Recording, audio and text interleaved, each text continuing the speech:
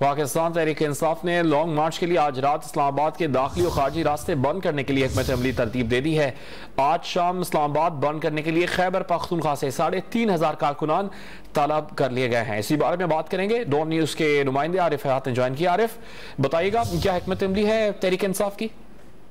जी बिल्कुल, जो प्लेन तरतीब दी गई है तहरीक इंसाफ ने इस्लामाबाद बंद करने के लिए, तो आज शाम जो है खैबर पख्तूनख्वा से 3,500 कारकुनान का जो काफिला है वो तलब किया गया है और वो आज शाम तक पहुंच जाएगा।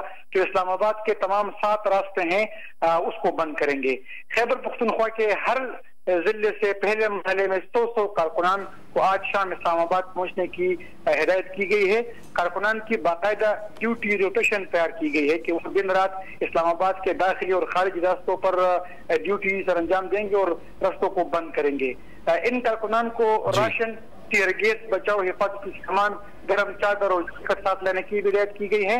और जिन जिन मकामात पर इस्लामाबाद को बंद किया जाएगा तो वहीं पर बड़ी स्क्रीन भी नस्ब की जाएगी ताकि जो इमरान खान की तकरीर है तो वो बराह रास्त से लोग देख सकें। तो पहले मरहले में 3,500 कारकुनान जो है वो खैबर पख्तूनख्वा से आज शाम इस्लामाबाद पहुंचेंगे और इस्लामाबाद के 7 मुख्तलिफ मकामात को वो बंद करेंगे। जी, बहुत शुक्रिया आपका।